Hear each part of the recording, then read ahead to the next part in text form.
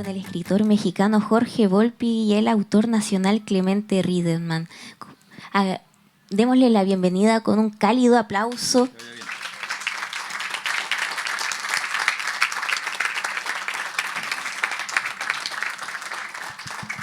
Bueno, para igual contextualizar un poco quiénes son, Jorge Volpi es autor de 15 novelas, entre las que destacan A pesar del oscuro silencio, la trilogía del siglo XX conformada por En búsqueda de Klingsor, Premio Biblioteca Breve de 1999, En fin de la locura del 2003 y Tiempos de cenizas, La tejedora de sombras, que recibió el Premio Planeta América el año 2011, Oscuro Bosque Oscuro el año 2010, Memorial del Engaño el 2013, Las elegidas el 2014 y una novela criminal, Premio Alfaguara el año 2018, a partir del cual se realizó la serie documental homónima de Netflix y Partes de Guerra el año 2022.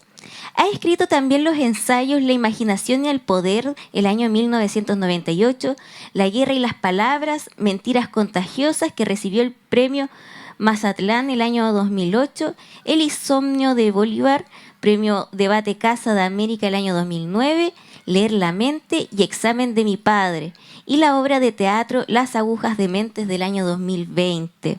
En el 2008 además recibió el premio José Donoso al conjunto de su obra y la medalla de la Orden de Isabel la Católica de España. Es caballero de la Orden de las Artes y Letras de Francia y sus libros han sido traducidos a 30 idiomas. Por favor, recibámoslos con un fuerte aplauso. Un gran honor tenerlos aquí con nosotros. Quien lo acompaña es Clemente Riedemann, el cual es agente principal en la actividad literaria del sur de Chile durante el último medio siglo. En su trayectoria literaria, cuyo origen público podemos situar en 1971, cuando, aún siendo estudiante de enseñanza media en su natal Valdivia, obtuvo sus primeras distinciones en concursos organizados por la Universidad Técnica del Estado y el Ministerio de Educación Pública. En este trance ha publicado poesía, teatro, ensayo, crónica, relatos y letras para canciones. En todo ello ha mantenido como centro de sus visiones la cultura chilena del sur. Historia geográfica, ecológica, pueblos originarios, cruces migratorios, conflictos políticos, evolución tecnológica, infancia y, últimamente, las relaciones afectivas, la zoología y el propio oficio de la literatura y de quienes lo ejercen. Por favor, démosle una gran bienvenida también. Un honor tenerlos a ambos. Les cedo la palabra para que comiencen. Muchas gracias. Gracias, Natalia. Un privilegio para mí poder participar de la Feria Internacional del Libro Bio Bio 2023. Mis agradecimientos a su directora general, Moira Délano, y a todas las personas, ¿verdad?, que trabajan en este equipo que hace posible que este tremendo espectáculo de la cultura, de la literatura, del libro, sea un éxito y atraiga, ¿verdad?, la cantidad de personas que vemos, por ejemplo, hoy día aquí. Contento además por tener el privilegio, el regalo de poder acompañar a esta persona que está a mi lado, a quien, como ustedes han podido escuchar recién, se trata de uno de los intelectuales más relevantes en el espacio literario y cultural iberoamericano. Y voy a tener, por lo tanto, la posibilidad de dilucidar algunas dudas que me ha dejado su hermosísimo libro, Examen de mi padre, sobre la base del cual vamos a hacer esta conversación, de modo tal que Jorge tenga también la oportunidad de explicitar algunos secretos que desliza ahí, un poco enigmáticos, y también, ¿verdad?, que ustedes tengan en algún momento la posibilidad de hacerle algunas preguntas a nuestro distinguido autor. La primera duda que tengo es respecto de su pertenencia territorial. Identitaria no, porque a él no le gusta mucho este concepto. Entonces, lo primero que quiero preguntarse es si tú eres mexicano o eres español. Bueno, muy buenas tardes. Muchísimas gracias por acompañarnos aquí en este día tan bonito. Muchísimas gracias de nuevo a Moira Delano por la invitación a esta feria, por poder conocer Concepción y la Universidad de Concepción, por haber pasado estos días ya conociendo también a Clemente, con quien me da muchísimo gusto estar aquí hoy, yendo de comida en comida y de paseo en paseo durante estos días, y de permitirme volver a Chile, un país al que quiero mucho, donde he estado muchas veces, pero no había estado en Concepción, y me da mucho gusto entonces también visitar ahora esta ciudad. Creo que a esta pregunta incisiva que me hace Clemente se puede responder rápido o un poco menos rápido. La respuesta rápida entre mexicano y español es mexicano. Es decir, en efecto, tengo 2 pasaportes a estas alturas de mi vida, porque he estado muy vinculado también con España. El pasaporte mexicano, el lugar donde nací y donde he vivido la mayor parte de mi vida. Y en España, donde he vivido también otros tantos años y donde he tenido muchas relaciones, tanto profesionales como afectivas, y donde me concedieron de alguna manera la nacionalidad. Y bueno, me siento mexicano en el sentido de que es el lugar que mejor conozco y con el que más me identifico, pero en efecto, una parte, y es creo hacia ahí donde me quiere llevar Clemente, creo que todas las identidades, tanto las identidades individuales como las identidades colectivas, son esencialmente ficciones. Ayer lo decía de alguna manera, ficciones que nos creamos para tratar de sentirnos más cómodos, para tratar de creer que somos coherentes, para tratar de definirnos de alguna forma, y que esas ficciones individuales y colectivas tienen un componente claramente positivo, el de poder darnos una cierta coherencia, un cierto orden, una cierta sensación de pertenencia, pero también tienen siempre estas ficciones identitarias un lado terriblemente negativo, porque siempre han sido creadas este tipo de ficciones identitarias para diferenciarnos de otros. En la historia de América Latina, si vamos solo ahí, bueno, la idea de ser mexicano se crea sobre todo en oposición a no ser español y luego a no ser gringo y desde luego, digamos, tangencialmente a no ser guatemalteco o a no ser beliceño, que están en nuestras fronteras, y a no ser casi ninguna otra cosa. Acá sucede también un poco así. Finalmente la identidad chilena es no ser peruano, no ser boliviano, no ser argentino. Y esa es la parte que menos me gusta, digamos, de esta idea de identidad. Y ahí es donde, casi en broma, pero no deja de gustarme la posibilidad, ahora vivo en Madrid, pero vivo en la calle Colombia. Entonces, ni mexicano ni español, ahora soy colombiano. Genial. Muchas gracias. El concepto, la voz, el crack, tiene al menos aquí entre nosotros, entre los chilenos, varias acepciones, me imagino que también en otros espacios latinoamericanos. Tiene obviamente una acepción histórico-económica relacionada con un momento crítico, ¿verdad?, de la economía capitalista, comienzo del siglo pasado. Tiene una connotación deportiva, obviamente, ¿verdad? A los mejores deportistas, ¿verdad?, normalmente reciben ese nombre. Incluso aquí en Concepción, ¿verdad?, esta palabra tiene un significado distinto e incluso una pronunciación distinta. Acá no se dice crack, sino que se dice cra.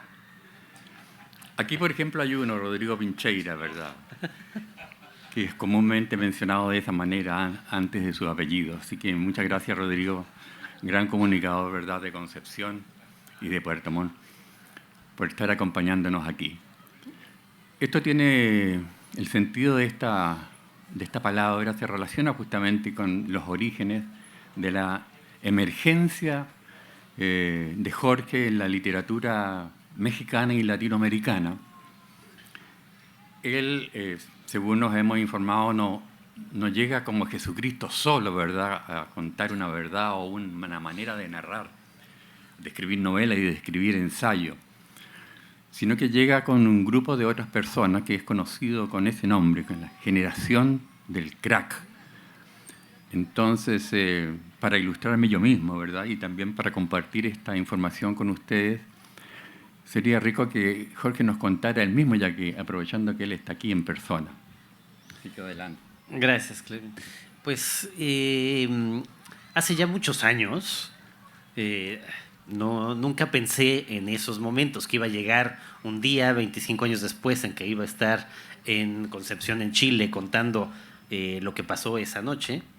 Estábamos en un cóctel de Navidad, un grupo de escritores, bueno, en ese momento muy jóvenes, teníamos 20 y pocos años, corría el año 1994, o sea, han pasado ya casi 30 años desde entonces, más que 25, casi 30 años desde entonces. Y hablando en este cóctel de Navidad sobre literatura, coincidíamos en que en ese momento estábamos como lectores muy cansados de la etiqueta de que lo latinoamericano tendría que ser necesariamente exótico y que frente a la idea de latinoamericano y exótico había que encontrar alguna salida. De ahí nos fuimos a casa de uno de estos chicos, éramos 5 en esa ocasión, en esa ya reunión posterior a la fiesta en casa de este amigo, Pedro Ángel Palou, un escritor que nació en Puebla y ahora vive en Estados Unidos, Eloy Urroz, que nació en la Ciudad de México y vive ahora en Estados Unidos también, Ricardo Chávez Castañeda, un escritor de México que ahora vive en España, e Ignacio Padilla, uno de mis mejores amigos, que murió lamentablemente en un accidente de coche hace 6 años. Entonces los 5 nos reunimos y un poco al calor de la fiesta pensamos que deberíamos de publicar las novelas inéditas que cada uno de nosotros teníamos en ese momento con un nombre común y que hiciéramos referencia con otra onomatopeya inglesa a nuestros muy admirados escritores del boom latinoamericano, ¿no? A Carlos Fuentes, a Mario Vargas Llosa, a Gabriel García Márquez, a José Donoso, a muchos de sus escritores que estuvieron aquí en el año 62 con Gonzalo Rojas en alguno de los encuentros que organizaba precisamente aquí en Concepción y que nosotros admirábamos mucho. Varias de nosotros empezamos a hacer propuestas sobre qué nombre ponerle a este grupo. Salieron varias y finalmente Pedro Ángel Palou, le echamos la culpa desde entonces, dijo crack. Y nosotros dijimos, bueno, tomemos ese nombre. Hay que decir en nuestro descargo que en ese momento, igual que lo que acaba de decir Clemente, nosotros pensábamos en el crack económico que en ese momento México vivía, pensábamos en el crack de fútbol, que era un término que a Pedro Ángel, que había sido árbitro de fútbol, le gustaba muchísimo, pero éramos tan ñoños que no sabíamos que el crack era una droga. Y decidimos ponerle ese nombre y 2 años después, en el año 96, publicamos un manifiesto que se llama Manifiesto del Crack, en donde hablábamos sobre esta idea de la literatura que teníamos y publicamos nuestras no primeras novelas, sino nuestras segundas novelas. Cada uno de nosotros ya había publicado una y publicamos la segunda con esta etiqueta de novelas del crack. Luego la prensa lo cambió un poco para Generación del Crack. Y muy rápidamente fuimos absolutamente criticados y vapuleados por el medio literario mexicano, que nos decían que cómo era posible que nos nombráramos a nosotros mismos, que eso lo tenían que hacer los críticos. Recibimos una enorme cantidad, digamos, de golpes de amigos y examigos repentinos, y aún así nosotros nos mantuvimos firmes y continuamos siendo amigos hasta el día de hoy. Los que firmamos ese manifiesto nos seguimos viendo con frecuencia, excepto Nacho, que como les digo murió hace unos años, Nacho Padilla. Claro, tuvimos que pasar mucho tiempo en donde la primera pregunta que siempre nos hacían era si escribíamos bajo el influjo del crack, o sea, si primero fumábamos crack y luego escribíamos, y ahí teníamos que reconocer que no era esa la acepción que le habíamos dado al término.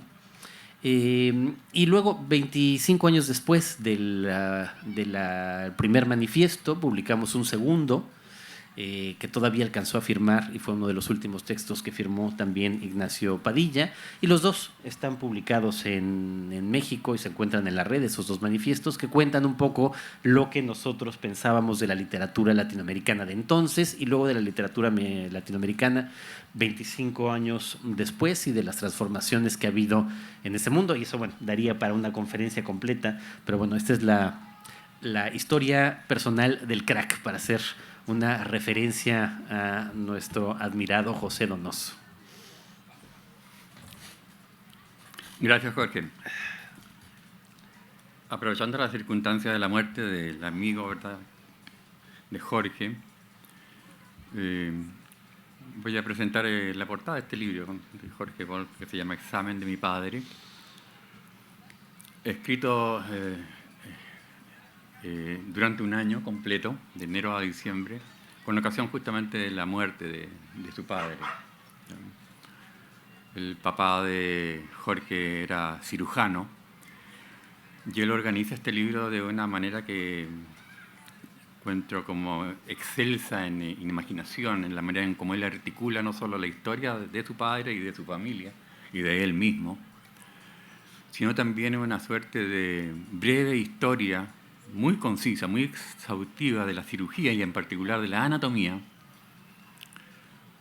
con ilustraciones e incluso réplicas originales, ¿verdad?, antiguas, de los primeros practicantes de este ejercicio tan denigrado, ¿no?, en un comienzo, tan visto como casi como a la altura de la brujería. Y una tercera variante que es la situación de la sociedad mexicana contemporánea. Él, como un cirujano, ¿verdad?, va enervando, aislando y volviendo a unir estos tres elementos, estas tres dimensiones, y las hace una sola. ¿Ya? De modo tal que en cada capítulo uno queda perfectamente informado sobre anatomía, sobre lo que está ocurriendo en México en las últimas décadas y sobre los detalles familiares, algunos muy íntimos, ¿verdad?, de la familia de Jorge. Y el libro está organizado por las partes del cuerpo. Y vamos a seguir, ¿verdad?, con algunas preguntas en relación, siguiendo más o menos este mismo orden que él, para respetar el orden que él le ha dado el libro. Él empieza por algo que para Jorge, ¿verdad?, es muy importante, y esto se deja ver con mucha claridad en toda su narrativa y en sus ensayos, que es este asunto de el pensar, el pensamiento, la productividad, el cerebro. Entonces, este segundo capítulo del libro, el primero es general, esto me lo he saltado, partimos al tiro, ¿verdad?, desmenuzando el cuerpo humano. Y lo que me ha llamado la atención a mí, que normalmente uno ubica el cerebro con la memoria, con lo anterior, como un receptáculo o un depósito de informaciones, ¿ya?, que se procesan y con eso se interviene el presente, la conducta del presente. Pero él presenta aquí el cerebro de una manera distinta, contraria a lo que comúnmente hacemos la mayoría, ¿verdad?, de las personas, de los seres humanos. Él plantea que el cerebro es una máquina de producir futuros.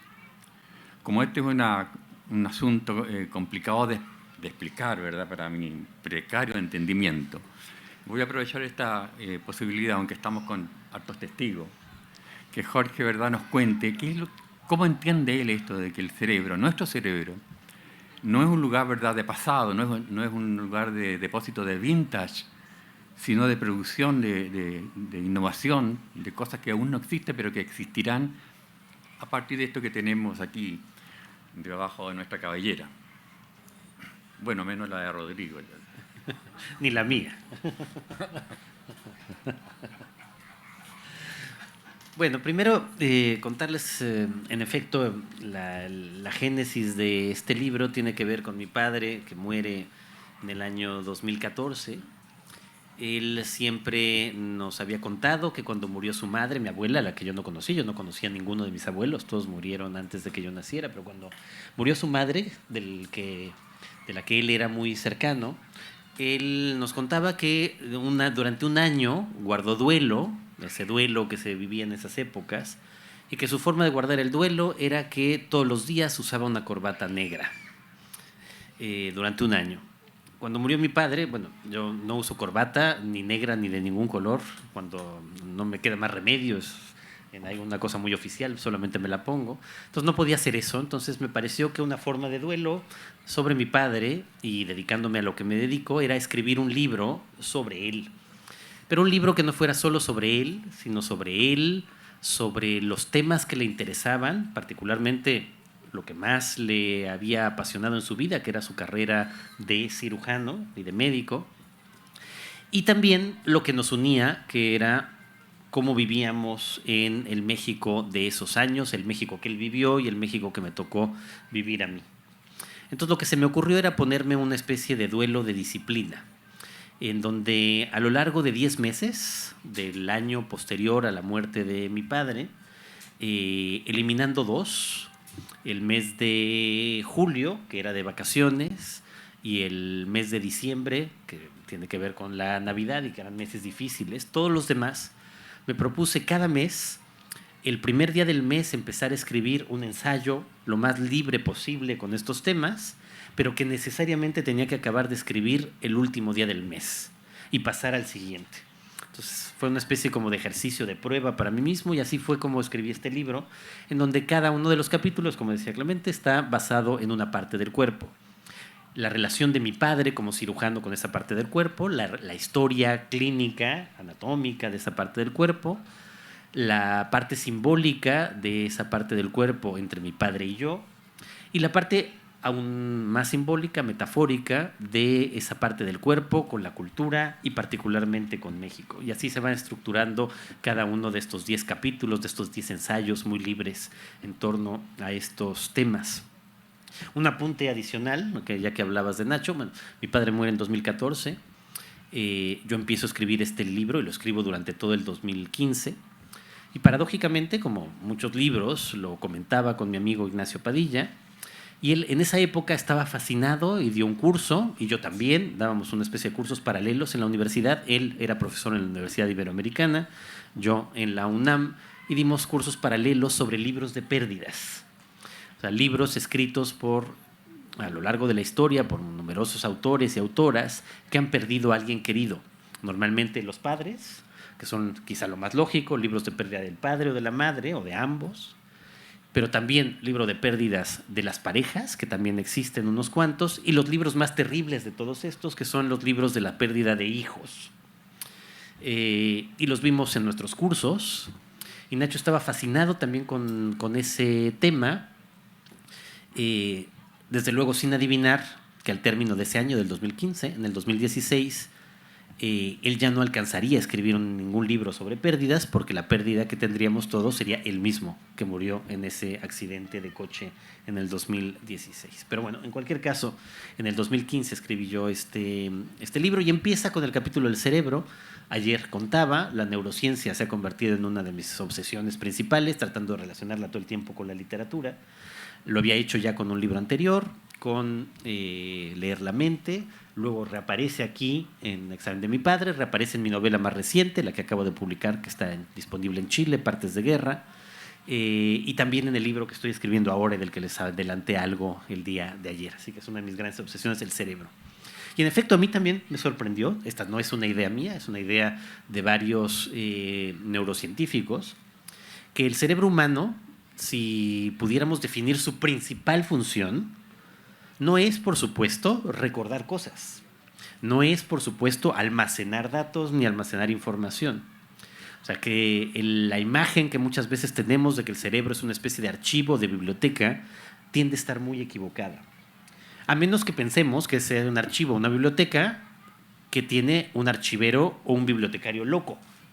Porque cada vez que saca un libro del librero, cada vez que saca un libro de la biblioteca y lo presta, le cambia cosas, le arranca páginas, borra unos momentos, añade otros. ¿Qué es lo que hacemos nosotros con cada uno de nuestros recuerdos?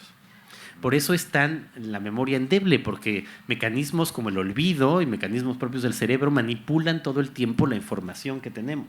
Entonces, pues sería una biblioteca, un archivo enloquecido.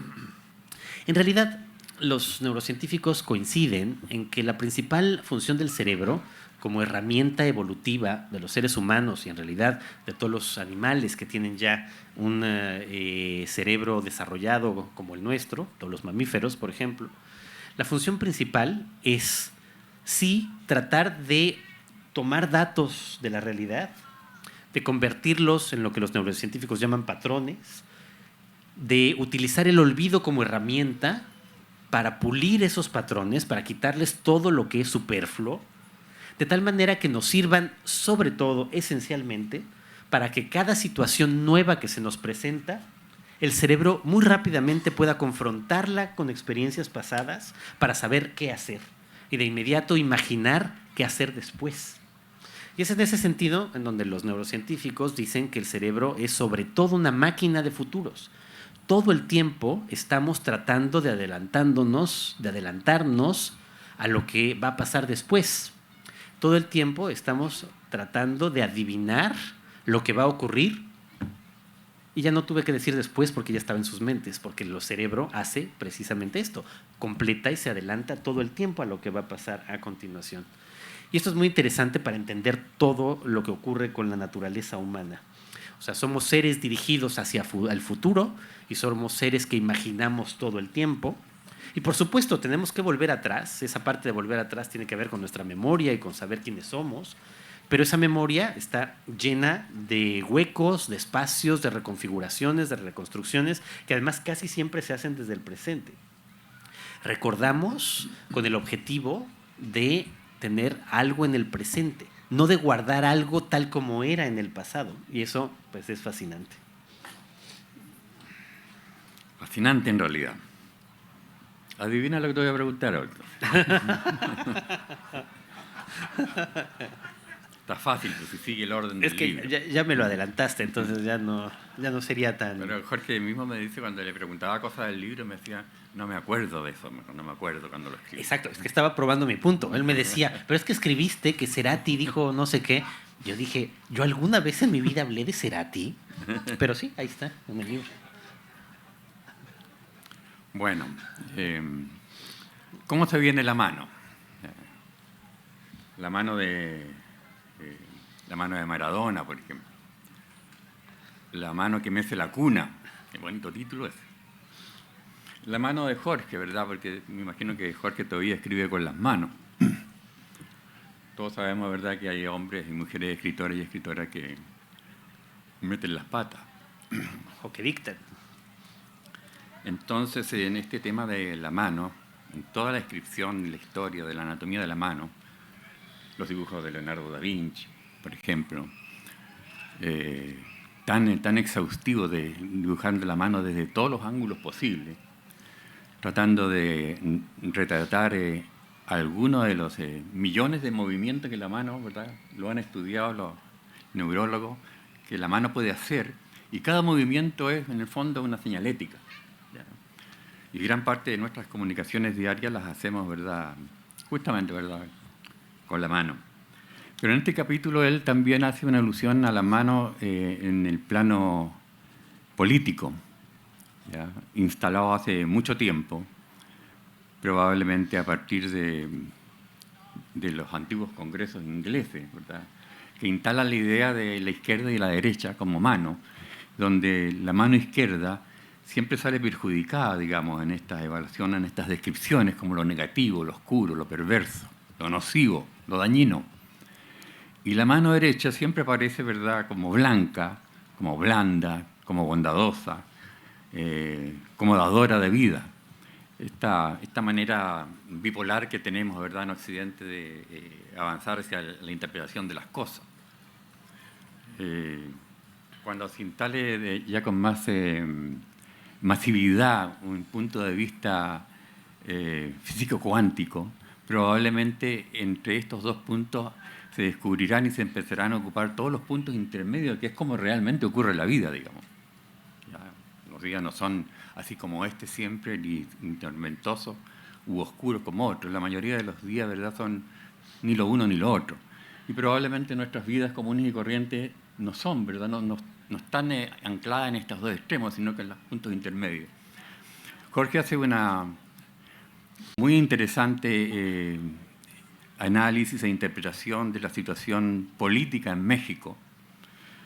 Pero leyendo allí yo me di cuenta que en realidad eso es válido para toda América Latina e incluso para parte importante de los países europeos y asiáticos. Entonces, quizás tengas la gentileza, ¿verdad?, de emplear opiniones al respecto. No con idéntico coraje, pero al menos con alguna valentía en este espacio de comunicación. Bueno, este es el capítulo, en efecto, dedicado a la mano o a las manos, ¿no? Mi padre, que era cirujano, de lo que más orgulloso estaba de su cuerpo eran de sus manos, de la habilidad que tenía con las manos. Él siempre nos la demostraba y nos hacía hacer ejercicios que nosotros siempre nunca salíamos bien como él. Hacía nudos con una sola mano, se pasaba una moneda y una pelotita por la mano y tenía esa habilidad enorme con las manos. Cuando finalmente decide jubilarse, que fue una decisión que al final terminó siendo terrible para él, fue porque sintió que ya no tenía la misma agilidad de manos. Y eso lo llevó a una depresión terrible que finalmente lo llevó a la muerte, o sea, justo la mano.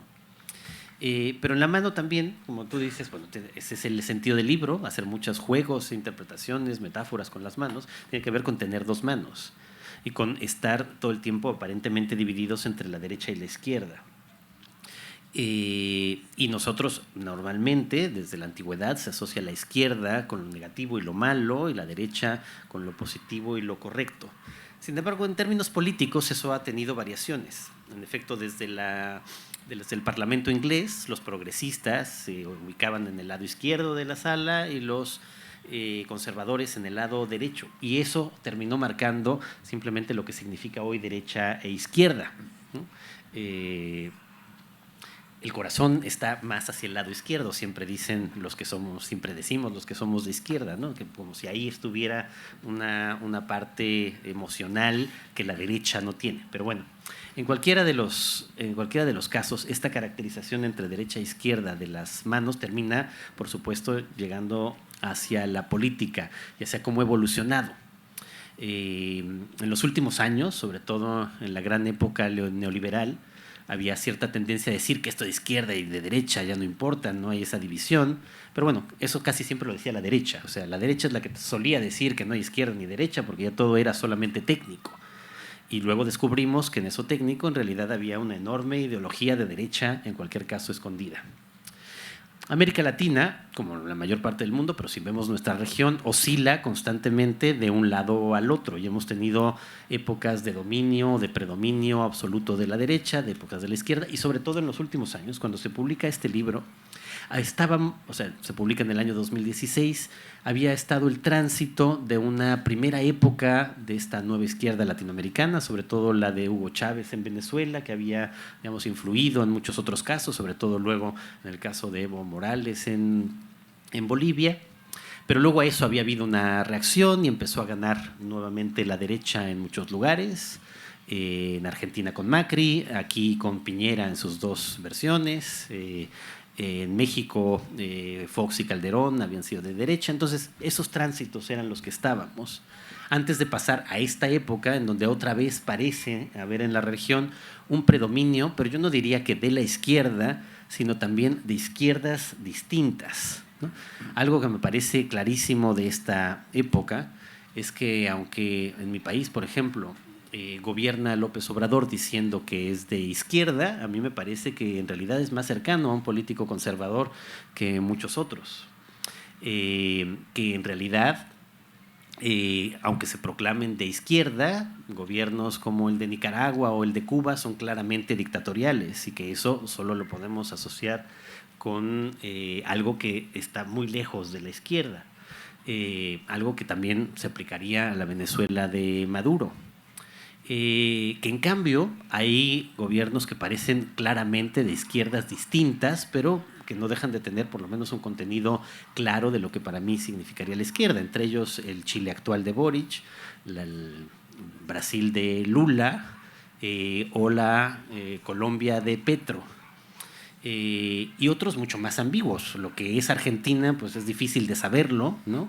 Siempre es como México, una especie de conglomerado en donde a veces articulan políticas de izquierda, a veces de derecha, no sabemos muy claramente lo que son. Simplemente es interesante, yo creo, ver la variedad de izquierdas que siempre han existido, a veces peleadas terriblemente entre sí, siempre divididas, siempre en confrontación, y en cambio corrientes de derecha que son mucho más homogéneas, mucho más claras y que cuando gobiernan se pelean menos entre sí y más buscando, digamos, el predominio total. No sabemos en realidad qué va a pasar en América Latina o en el mundo en los próximos años, pero diríamos simplemente, para terminar con una cosa, me decías, más drástica o enérgica, si vemos en algún sentido la historia de la humanidad ha sido siempre la historia, desde que existe la agricultura. No sabemos claramente qué pasaba en la época previa a la agricultura, cuando éramos cazadores-recolectores. Todo indica que esa era una época mucho más igualitaria, mucho más equitativa y mucho más compartida, y donde la competencia no era tan feroz. Pero bueno, desde que existe la agricultura y se instala la propiedad privada y el patriarcado al mismo tiempo, la historia de la humanidad es la historia de cómo unos pocos han querido sacar provecho de otros muchos. Y eso ha ocurrido desde entonces hasta ahora. Y la historia de la humanidad en ese sentido ha sido de cómo esos pocos han ido a lo largo del tiempo con muchas dificultades, perdiendo algunos de esos privilegios, pero nunca al grado de perderlos del todo. Si vemos la conformación del mundo actual, es un mundo profundamente desigual, como lo eran las sociedades agrícolas primitivas, en donde unas pocas sociedades son muy ricas, donde otras tantas son profundamente desiguales, como América Latina, donde unos pocos siguen siendo muy ricos, tan ricos como o más que los ricos de los países más prósperos, pero con una enorme población muy pobre, y otras regiones del mundo completas, África, siendo brutalmente pobres. Entonces seguimos viviendo en una sociedad que es sobre todo brutalmente desigual.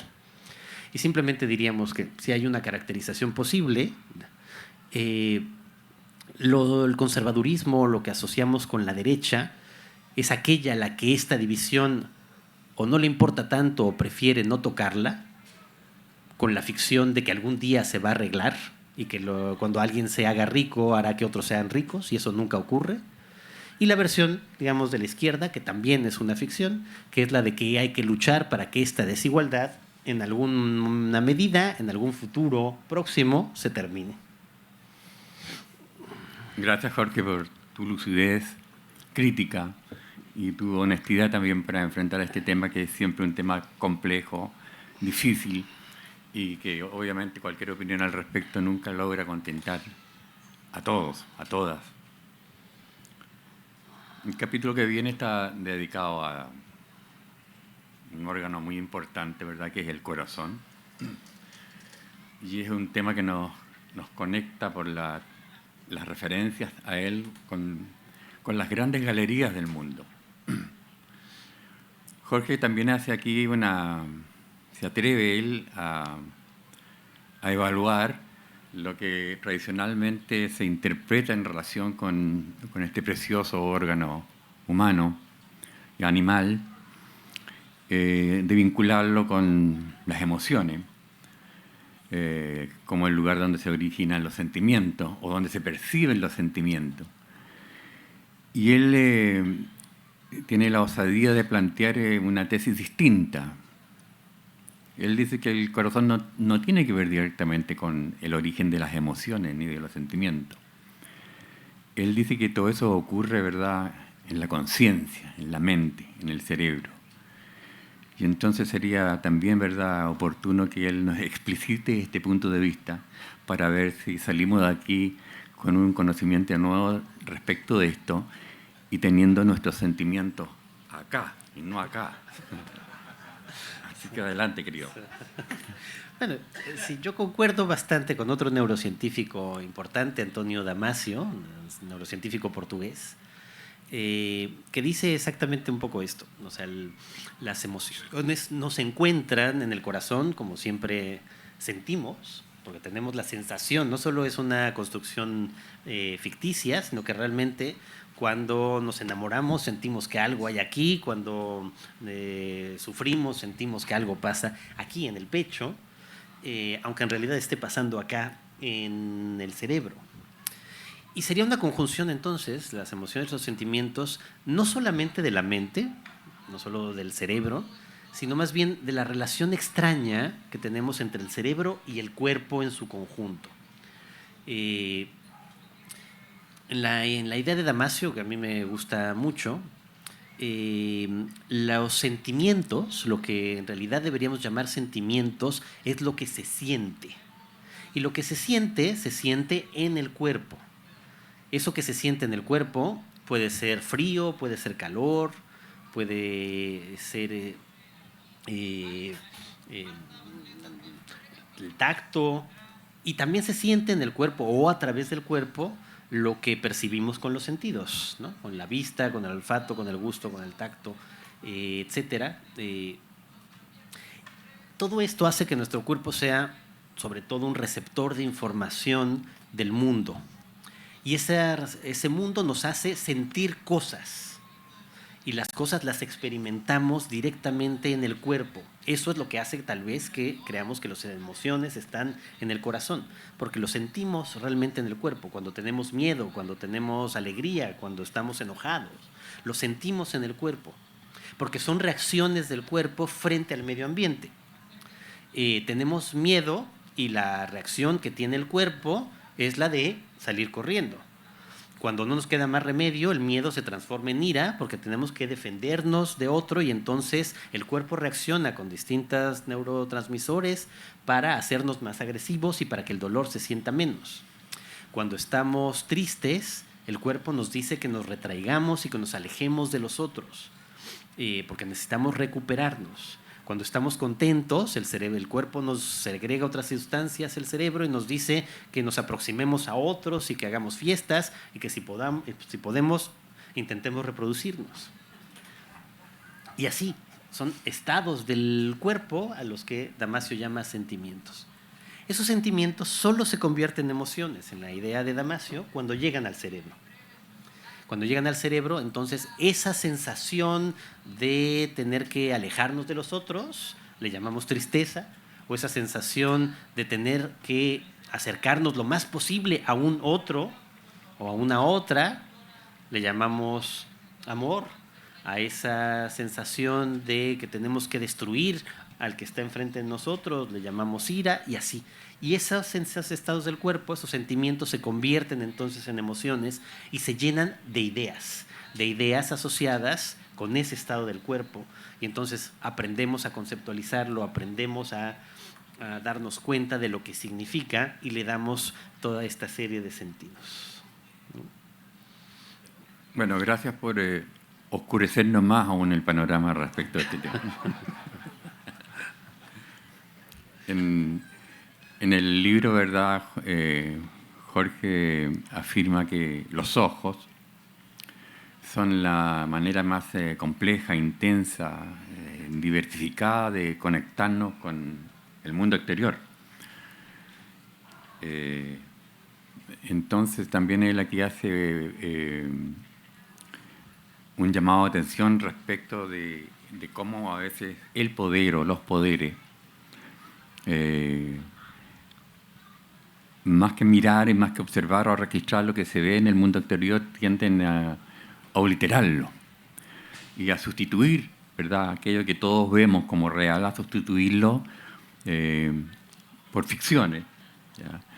Y que a través del poder de los medios de comunicación y de los replicadores, ¿verdad?, de esos discursos, logran en todos nosotros llegar a sustituir la realidad real, digamos, por esta otra realidad.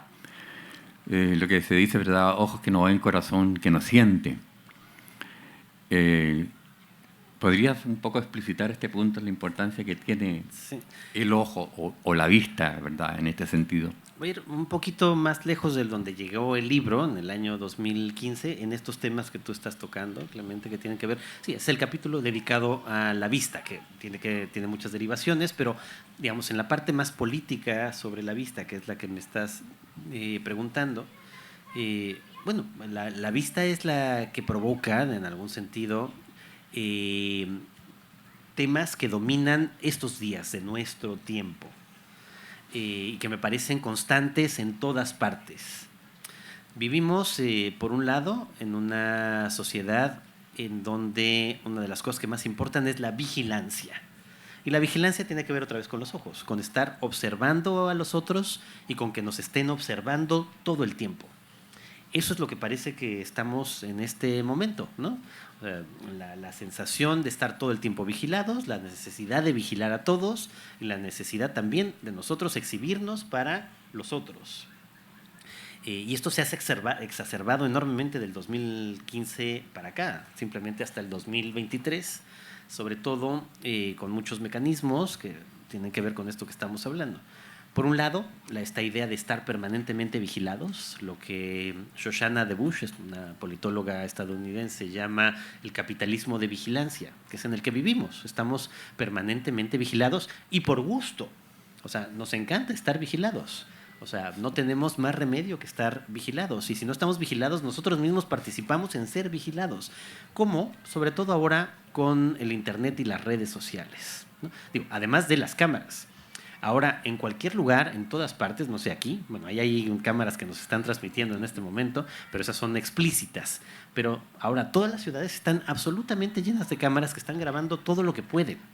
Y cuando hay un delito, por supuesto, funciona, pero cuando no hay delito, ahí están las vidas de millones de personas capturadas por las cámaras y eso nos hace sentir seguros. Y lo admitimos, lo permitimos, sociedades democráticas permitimos estar permanentemente vigilados con cámaras. Pero por si no fuera suficiente, luego permitimos que ciertos poderes que ni siquiera conocemos estén al tanto vigilando cada actividad que hacemos.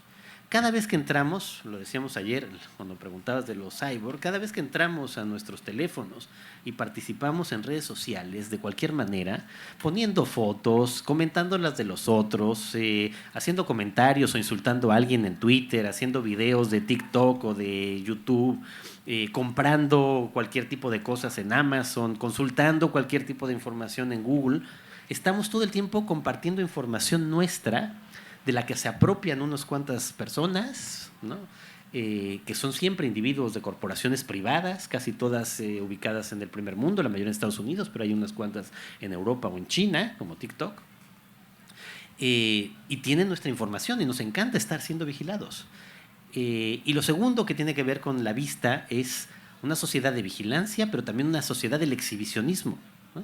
O sea, todo el tiempo estamos queriendo decir dónde estamos, hacemos selfies y las compartimos todo el tiempo, tomamos fotos todo el tiempo de nosotros mismos, publicamos nuestras fotos en Facebook, videos otra vez en TikTok, fotos en Instagram, videos en YouTube y en todas las demás plataformas posibles. Todo el tiempo queremos ser vistos también por los otros. Y si a eso agregamos la última parte que tú me preguntabas, vivimos en una época todavía más dominada por no importa que veas algo, eso, el poder, en muchas ocasiones simplemente puede negar que lo viste. Y eso es lo que crea esta época a la que también le hemos dado el nombre de posverdad o de fake news, ¿no? Que no es tanto la idea de mentir. De mentir siempre se ha mentido. Los políticos, pues tradicionalmente han mentido desde que existe la política. Aquí no es eso. Aquí es que incluso cuando ya se captó que alguien mintió, no importa. O sea, deja de importar. Eso es lo que llevó al poder a Trump. Eso es lo que, aunque hayan mentido sistemáticamente personajes políticos como, no sé, como López Obrador o como Piñera, no importa, ¿no? De cualquier manera siguen en el poder. Justo porque ya no importa lo que ves, ¿no?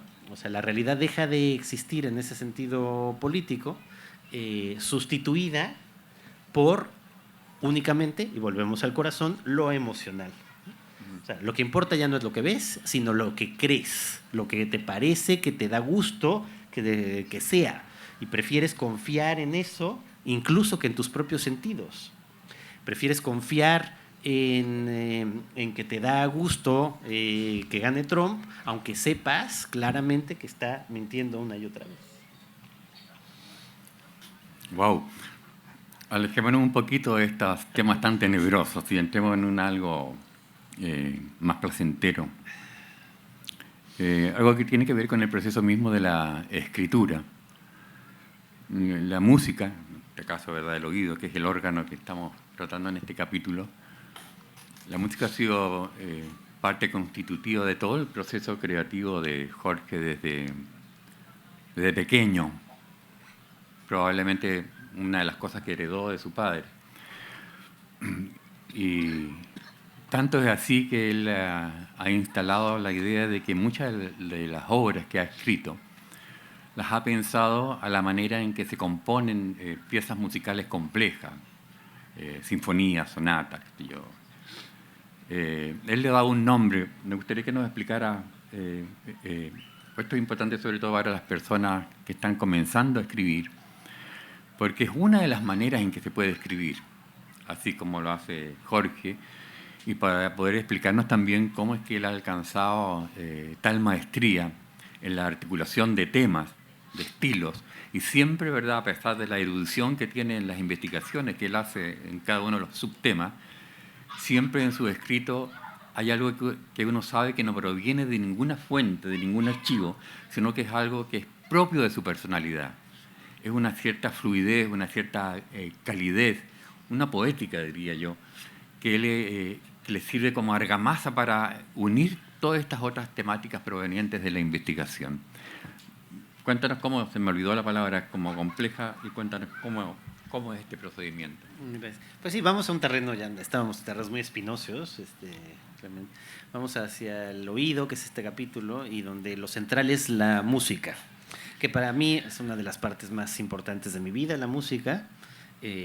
Lamento no ser músico, aunque estudié un poco y he estado en contacto muy cercano con músicos a lo largo de toda mi vida. Me he dedicado a programar música en los mejores momentos y trabajos que he tenido en mi vida, y tengo grandes amigos músicos, y eso ha hecho que sobre todo me siento como un músico frustrado más que un escritor. Y entonces imagino, que es otra ficción que me ayuda, simplemente que cuando escribo hago como si compusiera, y un poco las reglas de la composición, por lo menos de la composición de la música formal en Occidente, me sirven a mí para darle esquemas a las cosas que escribo. Y es aquí donde aparece esta división que se ha hecho de varias maneras, de tipos de escritores, de categorías de escritores. Y parecería que habría un tipo de escritores que primero hacen esquemas, planean muy cuidadosamente sus libros antes de escribirlos, es decir, que tiene que haber una ficción previa a la ficción del plano, del mapa, y otros que simplemente se sientan frente al papel, la máquina de escribir, la computadora, y empiezan a escribir y se dejan ir como si tuvieran una brújula. Y así los llaman algunos teóricos, escritores de brújula o escritores de mapa. Mi amigo Eloy Urroz, miembro de este grupo del Crack, escribió un libro justo sobre esto, y él usa otras teorías y él los llama a los escritores de mapa gineseicos o femeninos y a los escritores de brújula fálicos o masculinos. Otro tipo de división, digamos, simplemente para referirse simplemente a dos maneras de abordar el trabajo creativo, que serviría para cualquier cosa, no solo para la literatura, en realidad. Y yo soy esencialmente escritor de mapa, o escritor de dibujos, o escritor de planos, o escritor gineseico en la categorización de Eloy, porque a mí me encanta ir planeando, haciendo esquemas, haciendo dibujos. Solo en una ocasión me atreví, como un reto con el propio Eloy, a escribir una novela a la manera como él las escribe. Él las escribe, se sienta en la computadora y empieza a escribir y a ver qué le va saliendo. Y en los dos grupos hay grandes escritores, los típicos que nombra Eloy, el escritor, digamos, inglés, de lengua inglesa prototípico de la escritura de mapa sería James Joyce, aunque era irlandés, que hizo 1000 cuadros, esquemas, y entonces cada cosa se corresponde con otra y todo funciona. Y escritores como, ahora sí en inglés, D.H. Lawrence, que él contaba que no tenía idea de que iba a escribir su novela, que se ponía frente a la máquina a escribir y de repente le salían las primeras 30 páginas y ahí van apareciendo. Bueno, eso es un poco, digamos, las dos maneras de hacerlo. Normalmente yo en talleres y en cursos que he dado a escritores jóvenes recomiendo empezar intentando ser un escritor, digamos, gineceico o de mapa, e intentar primero ir teniendo una serie de elementos que te permitan ir siguiendo una especie de ruta, y luego poco a poco te puedes dejar ir. Y a lo mejor pronto descubres que en realidad eres el otro tipo de escritor, que no necesitas hacerlo, que puedes dejarte llevar y a ver qué pasa. Y en los dos casos hay grandes obras. A veces las obras de los escritores de mapa se sienten hiper racionales y pueden tener ese peligro. En el otro caso, y se han dado muchos ejemplos, pasó con Flaubert o pasaba con pasaba con Balzac o pasaba con D.H. Lawrence. A veces se le perdían personajes en el camino, o a veces empezaba diciendo que el personaje tenía los ojos de un color y al final los tenía de otro, pues porque no se acordaba, porque no hacía esquemas. Bueno, pueden pasar esas dos cosas en los dos, pero digamos, sirve simplemente esta categoría para hacerlo. Yo las que uso de ese esquema son derivadas de la música. Entonces yo me imagino, es una pura fanfarronería porque no tiene nada que ver, que los cuentos o las novelas cortas que escribo se parecen a piezas de cámara, que las novelas largas que escribo se parecen a sinfonías y que las novelas más largas todavía que escribo son como óperas, y las divido conforme a esos cánones. Normalmente las que son como sonatas o sinfonías tienen 4 partes, como tienen 4 movimientos cada una de estas. Las que son como conciertos tienen 3, las que son como óperas tienen 3 actos o 5, y así, un poco, van sirviendo para ir construyendo la literatura con el referente de la música detrás. Aprovecha de... Jorge es obviamente una persona competitiva, si no, no tendría todas las distinciones numerosas que tiene, pero significa que él necesita competir y necesita ganar. Pues cuando era muy joven, a él ya le gustaba mucho la música, descubrió de pronto que había un amigo, un compañero que sabía mucho más que él de música, y obviamente esto no le permitía dormir tranquilo. Entonces en el libro hay una anécdota que describe justamente esta situación de pobreza psicológica en ese momento. Después, por supuesto, Jorge se recuperó y se enriqueció mucho. Pero de todas maneras, cuenta la anécdota con Johannes Brahms. Bueno, tenía o sea, aquí realmente lo que quería era exhibirme públicamente, pero bueno, como yo lo hice solo en el libro, se lo permito. Competía con este compañero que se llamaba Leopoldo, que sabía mucho más de música que yo. Su padre había sido miembro de la orquesta principal de México y cosas así. Entonces sabía mucho más y yo quería competir con él. Entonces él siempre llegaba y me decía, hoy mi padre me regaló la versión de la 9ª Sinfonía de Mahler, que también le gusta a Clemente, dirigida por Karajan o por Bernstein. Y yo ni sabía quién era Karajan ni Bernstein, y Mahler más o menos. Y entonces yo siempre terminaba respondiéndole, pues a mí mi papá me regaló. Y claro, una de esas veces le dije la 5ª de Brahms. Y él me ve con condescendencia y me dice, pero si solo escribió 4. exhibiendo claramente esta faceta de mi carácter que espero ya haber borrado, pero no estoy tan seguro. Gracias por la gentileza de contar una anécdota donde quedas en ridículo. Encantado. Gracias. Antes de concederles a usted un espacio para hacer algunas preguntas, vamos a dejar a Jorge, vamos a llegar hasta, por suerte vamos a llegar hasta aquí, hasta los genitales. Y ahí vamos a proceder a hacer las preguntas. En este punto creo que es obviamente uno de los más sabrosos, porque toda la cultura popular está llena a través de la historia, ¿verdad?, de referencias cómicas, burlescas, bulinescas en relación con esto. Y también otras, ¿verdad?, como toda la poesía romántica, dedicada a la exaltación anatómica incluso, ¿verdad?, del sexo. Jorge hace aquí un análisis y una interpretación de cómo la sexualidad, a diferencia de lo que pasa en algunos países nórdicos o europeos, en América Latina, prácticamente en todas nuestras sociedades, nosotros mismos lo hemos experimentado, tiene una connotación culposa, el sexo culposo o culpable, ¿ya? Y entonces me gustaría que desarrollaras cómo enuncias tú esta culpabilidad que sigue presente, que es histórica desde la colonia, ¿verdad? Sigue presente cotidianamente, y después lo deslices hacia un tema grávido, como es la pedofilia, ¿ya?, que es un tema que está hoy día muy vigente, no como ocurrencia, sino como comunicación, ¿verdad? Así que adelante, Jorge, atrévete, tratando de evitar la pornografía. Bueno, para volver a mi padre era muy católico y era de derechas y votaba por la derecha, por lo que sería el correspondiente, digamos, a la democracia cristiana ya, al PAN de esas épocas, pero era médico. Y entonces él encarnaba muchas de las contradicciones relacionadas con el sexo de nuestra cultura cristiana y particularmente católica. Entonces, por un lado, y eso es lo doble, o sea, por un lado la culpa, pero por el otro lado la fascinación por el sexo, que están absolutamente vinculadas. Desde San Pablo al menos, ¿no?, porque Cristo ni siquiera hablaba de esto, ¿no?, Jesús ni siquiera hablaba de esto, pero desde San Pablo se pasó a esto en lo que seguimos un poco. Entonces mi padre, por un lado, en mi casa no se podía hablar de sexo.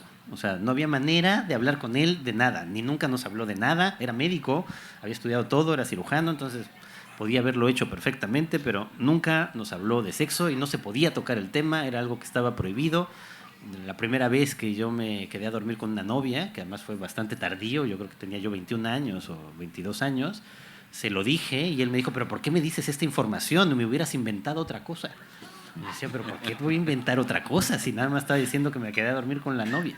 Bueno, entonces por un lado no se podía, pero por el otro, la entretención de mi padre, cirujano, los sábados, lo hacía todos los sábados llegaba a la mesa del comedor, se instalaba, tenía una caja, abría la caja, estaba llena de pinceles, de pinturas y estaba llena de pequeñas figuritas de plomo, como si fueran soldaditos, pero que eran mujeres desnudas, y las pintaba.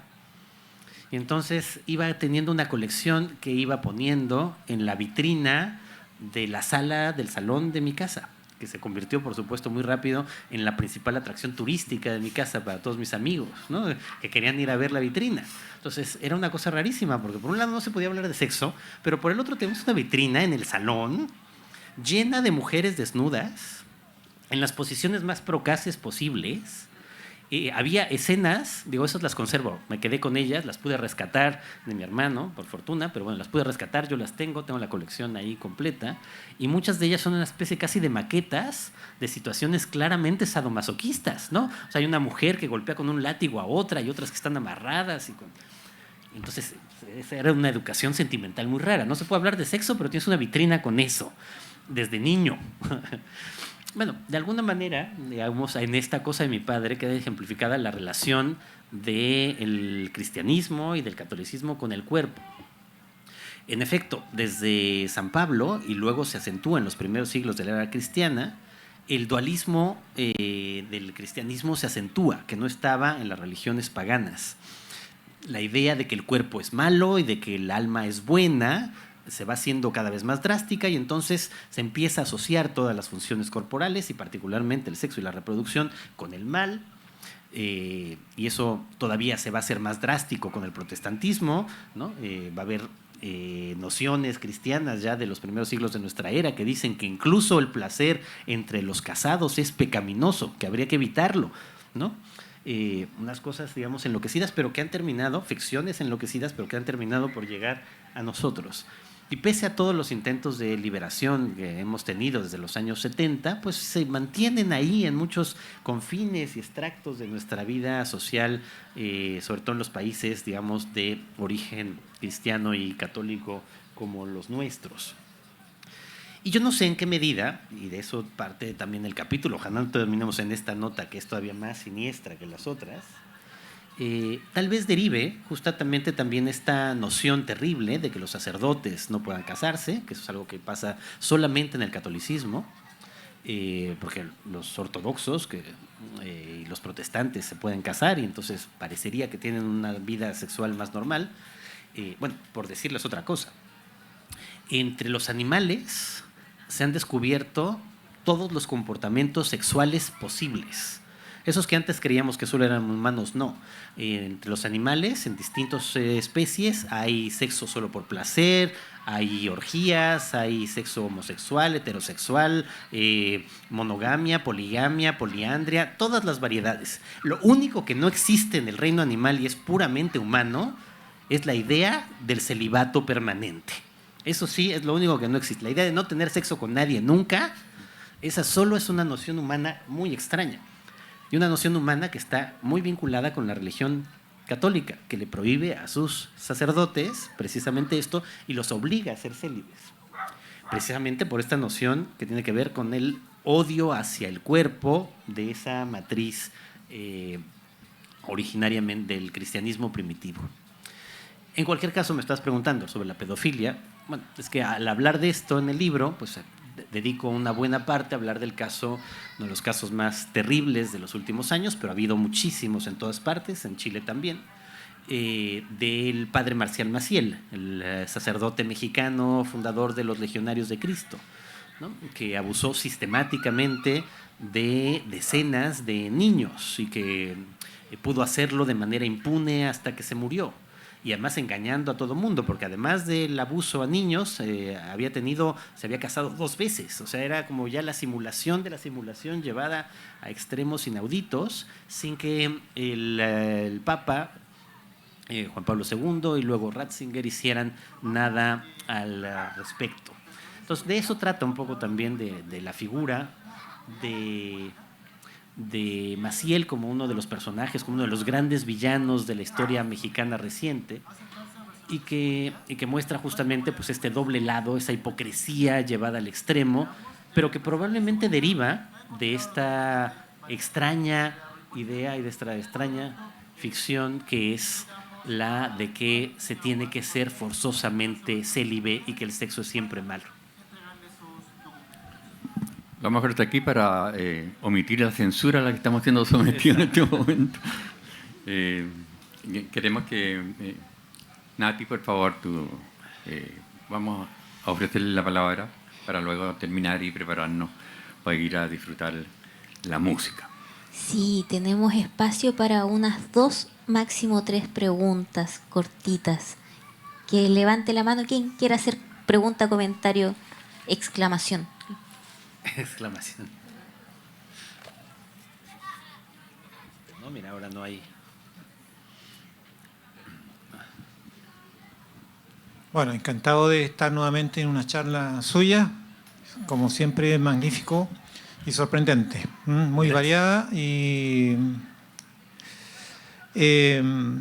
me gustaría que hablara de cuáles considera usted que son las mejores novelas latinoamericanas. Es algo que siempre se está hablando a través del tiempo, pero me gustaría escuchar su opinión, ya que sabe tanto de literatura, es una escritora importante de muchos premios, ¿cierto? Y ha conocido muchos escritores, los conoce y ha tenido tiempo de pensarlo, de analizarlo. Entonces me gustaría saber su opinión. Bueno, eso es una pregunta importante y siempre casi imposible de responder, porque ¿qué lista y qué significa mejores? Si las mejores son las más influyentes o las mejores son simplemente las que más le gustan a uno, es difícil de responder. Creo que sobre todo en la tradición del siglo de la literatura latinoamericana son las novelas del siglo XX hasta el momento, sobre todo de las de segunda mitad del siglo XX, las que a mí más me gustan y me parecen, no sé si mejores, pero más poderosas, más influyentes. obviamente las grandes novelas de los escritores del boom, algunas novelas anteriores, pensemos, digamos, desde luego en Pedro Páramo, en el caso mexicano, ¿no? En La Amortajada aquí de María Luisa Bombal, que sería casi contemporánea de Pedro Páramo, en 100 años de soledad de García Márquez, en Terra Nostra de Carlos Fuentes, en Conversación en la Catedral de Vargas Llosa, en los cuentos de Cortázar, mucho más que en sus novelas. Y de ahí pues a las siguientes generaciones, para mí otro de los grandes escritores y autores de novelas, de 2 enormes novelas, también es chileno, Roberto Bolaño, a quien conocí, del que fui bastante cercano, y Los Detectives Salvajes y 2666 también me parecen otras de esas novelas portentosas. Y bueno, la lista podría ser interminable, es difícil decir cuáles son las mejores.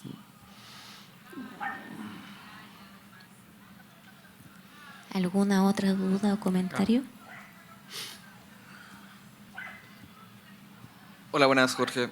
La pregunta es, a la hora de escribir, ¿cuán importante es editar el libro? Poder recortar todas las partes que no son necesarias. Yo personalmente, yo también escribo, siento que es como el 60% del trabajo, o poco más. Me gustaría saber cómo es su approach. Fíjate que ahí sería otra división también de tipos de escritores. Hay los escritores que aumentan y los escritores que disminuyen sus manuscritos. Yo soy, como tú, de los que disminuyen, ¿no? Mi novela, por ejemplo, el caso más drástico, una novela criminal tenía, cuando la terminé, 800 páginas y al final quedó de 450, o sea, le quité 350 páginas. Ahora el ensayo que estoy escribiendo también le voy a tener que quitar unas 200 o una cosa así. Sí, es una parte muy importante del trabajo, o sea, la concentración del material. Yo casi diría que hay libros que necesitan ser largos, porque hay temas que son largos o profundos o abismales, pero aún así hay que intentar concentrar al máximo y eliminar lo que no aporta nada, sino solo se vuelve ruido o redundancia. Ese es uno de los grandes consejos también para cualquier escritor, y que alguna vez me dieron y que yo sigo compartiendo. Exacto, hay que tratar de concentrar y que ninguna palabra en el fondo sea superflua. Eso no quiere decir que un libro no pueda ser muy largo, pero incluso así, creer que cada palabra aporta algo al libro en su conjunto. Si no, mejor eliminarla. Muchas gracias.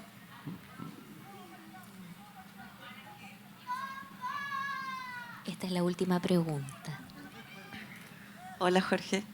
Buenas tardes. A propósito de que sacaste a colación a Roberto Bolaño, este año es particularmente especial.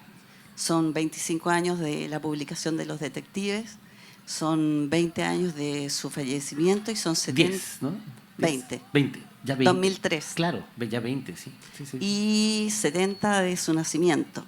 No lo he visto en lo que he circulado por la feria, no he visto sus publicaciones, tampoco lo he escuchado, pero como no he asistido a todas, probablemente por eso lo desconozco. Leí un artículo tuyo que se llama Bolaño Epidemia. Lo leí casi como una declaración o carta de amor. Bellísima, bellísima, y te lo agradezco personalmente. Decías en ese artículo que era el último, sin excepción, de los escritores latinoamericanos. Me gustaría que te refirieras un poco a eso, si todavía lo sostienes. Y una segunda, para ser breve, sostenías que si íbamos a tener la misma capacidad de leer 40 años después, porque en ese entonces eras menor de 40. Todavía no llegamos, ¿verdad? Yo también soy más o menos de tu edad. Y no sabía si después de 40 años se iba a leer Los Detectives de la forma en que 40 años después se leyó Rayuela. Claro. Parece que con cierta decepción. Sí. Eso. Muy interesante todas tus preguntas. Sí, en efecto, yo conocí y traté bastante a Roberto. Lo conocí en Chile, en mi primer viaje a Chile. Ya para contar la anécdota chilena, él había publicado Los Detectives Salvajes y luego En el 99 él regresó a Chile a la Feria del Libro y en el 99 yo gané el Biblioteca Breve con En Busca de Klingsor y vine también y lo conocí aquí. Fue el primer lugar donde lo vi. Él había sido muy generoso y había hablado en algún momento de En Busca de Klingsor. Era muy generoso con los escritores jóvenes, con los mayores no, pero con los jóvenes sí era muy generoso. Lo conocí aquí, luego lo vi aquí en un diálogo con Pedro Lemebel en la Feria del Libro en Santiago y luego a partir de ahí nos vimos muchas otras veces y lo vi también 15 días antes de que muriera, porque organizamos, ahí yo fui parte de los organizadores, un encuentro de escritores en Sevilla, en donde había escritores de 3 generaciones. Estaba Guillermo Cabrera Infante del Boom, estaba Bolaño, que ahí se conocieron, y estábamos otros 12 escritores que en ese momento éramos jóvenes, bueno, hace 20 años efectivamente. Y 15 días después murió, y en efecto fue hace 20 años ya, qué rápido. Y en efecto Bolaño, ese artículo en homenaje a Bolaño se llama Bolaño Epidemia porque pareció una epidemia. Pero es cierto que a 20 años de distancia es una epidemia que ha disminuido enormemente su grado de virulencia. Tal vez fue excesivo, hubo un momento en donde era realmente una bolañomanía y en donde se publicaba hasta su lista de la compra, ¿no? Y donde cada manuscrito que había dejado en algún momento se publicaba y tenía éxito y se decía que era una obra maestra. Todos los jóvenes de mi generación y de la generación siguiente lo leyeron con una voracidad inaudita y ahora se está leyendo mucho menos. No me ha parecido que haya todavía pasado lo que en efecto pasó con Rayuela, que hay una especie de consenso crítico de que en esa relectura ya no es una novela que parezca tan interesante como le pareció a las generaciones anteriores a la mía. Y eso creo que todavía no pasa ni con Los Detectives ni con 2666, pero podría llegar a pasar. Simplemente se está leyendo muchísimo menos y en efecto es curioso cómo cumpliéndose 20 años de la muerte no hay grandes celebraciones en todo el mundo por el aniversario, ¿no? de Bolaño. Obviamente sus libros se encuentran, se reeditan todavía, es muy fácil encontrarlo, leerlo, se han hecho nuevas recopilaciones, se publicó mucho material inédito, pero es curioso, sí, la sensación es que ha disminuido la epidemia, no ha acabado por completo, y las relecturas todavía no son lo suficientemente nuevas como para darnos luz sobre cómo se lee, digamos, esos libros más de 20 años después ya de haber sido publicados. Pero es muy interesante lo que está pasando y en cualquier caso a mí me sigue pareciendo uno de los grandes escritores de la literatura latinoamericana. Además, vivió muchos años aquí cerca en Los Ángeles, ¿no? Sí. Bueno, con esto era la última pregunta. Muchas gracias. Démosle un afectuoso aplauso a nuestros exponentes. Un honor haberlos tenido aquí, poder escuchar sus voces y tener acceso también a sus mentes y pensamientos. Muchas gracias.